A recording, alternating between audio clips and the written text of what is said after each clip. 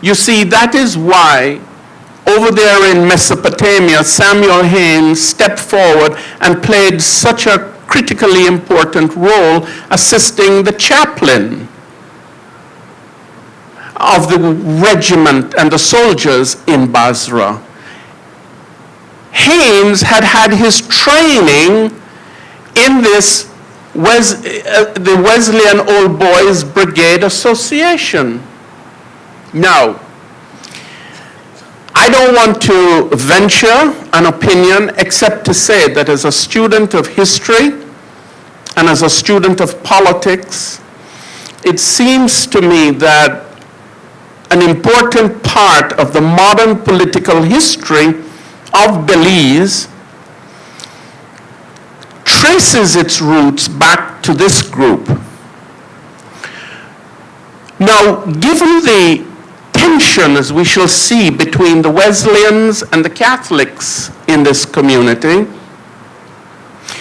it seems obvious that as the demographic changes over time took place, the Wesleyans were displaced politically, and they were replaced by a new set of leaders that may very well have had Catholic, more than likely Catholic connections. You see, to study Garvey and Garveyism in Belize is not just to talk and think about doctrine. What you see by looking at Garvey's movement in Belize is a mirror into the social and cultural history of the Belizean people. Okay, let us say that the Wesleyans in time would be politically displaced. The fact is that when they were in their heyday, they were outstanding, and we must pay tribute to them.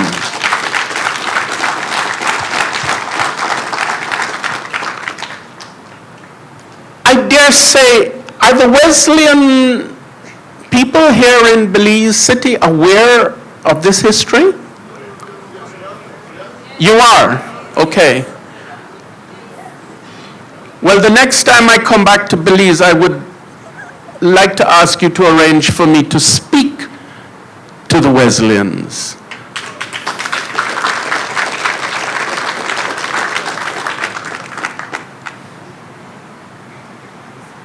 Okay, we're up to June now of 1920. And Air Hudson is caught on to the fact that the UNIA has now established a presence here in Belize. He says, let me go back. He says down here, I have nothing further to report on the subject beyond the fact that the local branch of the association has elected Mr. H.L. Bennett, a Negro, to represent them at the forthcoming convention of the association to be held in New York. They are now soliciting subscriptions towards Mr. Bennett's expenses. I was approached to subscribe, but I declined to do so. Mr. Bennett is a frequent contributor to the local press. His articles are signed either Manatee Correspondent or by his initials. These articles are at times objectionable as tending to keep alive racial feeling. I had occasion some months ago to request him to call and see me, which he did, and I warned him that his writings were not assisting me to forget the happenings. They're very anxious to forget, aren't they? The happenings in July 1919. He pretended to see my point of view, and he promised me to be careful. He is, I fear, not to be trusted and one to be carefully watched.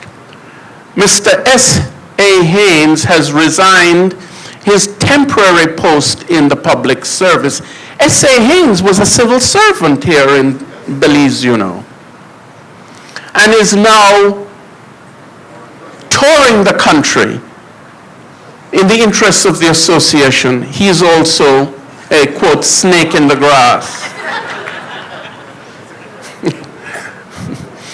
The Honorable W.C.F. Stewart, a member of the Legislative Council, has obtained leave to proceed to the United States, and I am informed that he intends to attend the Universal Negro Improvement Association convention. He's accompanied by his wife. They are both of the Negro race. These aren't lightweights. These are very eminent people produced here in Belize, and they have taken to the appeal and the importance of the UNIA. I think you see the look in Garvey's eyes. See, that's at the convention parade on the 1st of August of 1920. This is what our Rasta brethren in Jamaica call dread. This look of dread, the colonialists knew we weren't playing anymore with them. That's what they're fearful of. Black men who can take this stand in the world and take the measure of their opponents. That they're not accustomed to.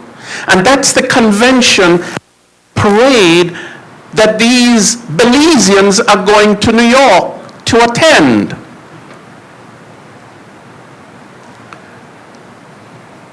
At the convention, Marcus Garvey published an official convention report on August the 3rd, 1920.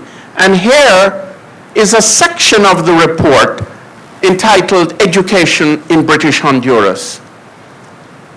Mr. Lee Bennett, delegate from British Honduras, speaking on conditions obtaining in that country, stated that the conditions affecting Negroes in British Honduras are not what they ought to be. Quote, "We who have started this organization down there are looked upon with suspicion by the government. We are treated as people trying to stir up sedition, so that we have to go very carefully." There are any number of things that we might complain about, he said, but principally we would like to complain about educational conditions that are keeping us down. Our children are not being educated as they ought to be, and while we cannot say that there is color discrimination as existing in other places, yet there is educational discrimination. It's what the brother was talking about.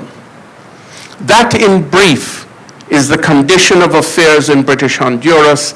That is what we desire to lay stress on. Our need and desire for educational improvement. That is Mr. Bennett, who the governor didn't want to go to New York. Now, comes July 1921, and Marcus Garvey is making a tour of the Caribbean, and he makes a visit to Central America, and he comes here. His first visit, so far as we know, to the soil of British Honduras.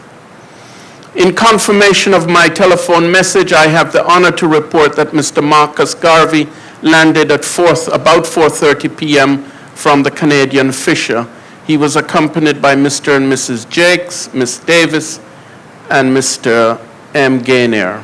A good-sized crowd met him and his party. No demonstration of any kind was made, and perfect order was maintained. Mr. Garvey was entertained at the house of Mr. I Morta? Yes, I Morta. I understand he will be staying there during his visit, which will be for about 4 days. He will then leave on a tour of the Spanish Republic. This close-knit relationship between Garvey and Morta runs very deep, but the 4 days that Garvey spent with Mr. Morta under his roof must have been very, very significant for Mr. Morta, as we shall discover. 4 mass meetings were announced on a printed notice at the bridge post, the first to be held last night, but it was put off, I was told, because he was tired. Possibly the fact that there was a boxing match on the same night in the one available hall of any size had something to do with it. H.J. Kavanaugh, Superintendent of Police. The meeting that Garvey speaks at is extensively reported on by Kavanaugh. And we have a sense of the large outpouring of people who came to hear Garvey. Another report from Kavanaugh, Superintendent of Police, about another meeting that Garvey held. And then another report by H. McDonald, the Assistant Superintendent of the Police. You see how much attention they're devoting to the activities of black people and Garvey? A lot of effort is being invested to monitor their every move.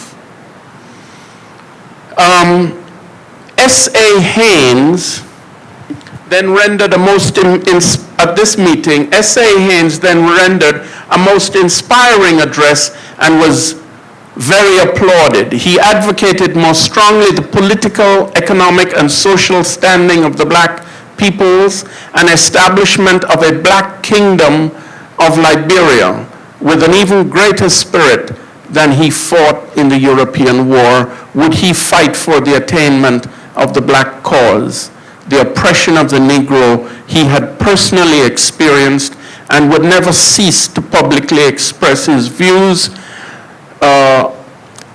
till his hopes were realized or death intervened. He retired amid prolonged cheers.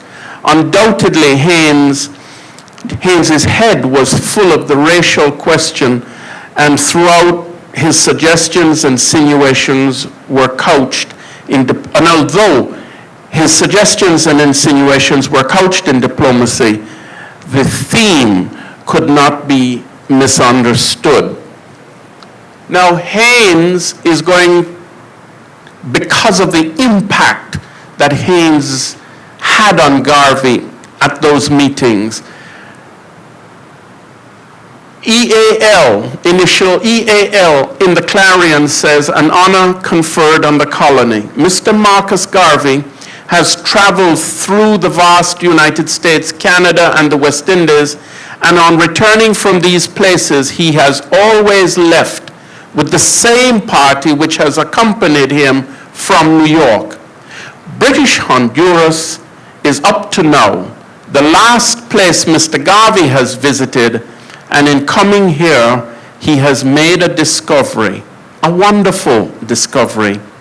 He has found in a young man of Belize, a son of the soil, one who, with some training, he says, can be of some assistance to him in his great worldwide movement. The young man I refer to is Samuel Alfred Haynes. He explains how Mr. Haynes had this great impact, and this is very interesting, this part of it. Haynes will be leaving on Tuesday next, the 12th instant, for one of the neighboring republics here, where he will meet Mr. Garvey and accompany him to New York. Mr. Haynes is a member of the Wesley Old Boys Brigade Association, and as a member of that body also, I may assure him that we are proud of him, proud that such a noble choice has been made from one of our numbers.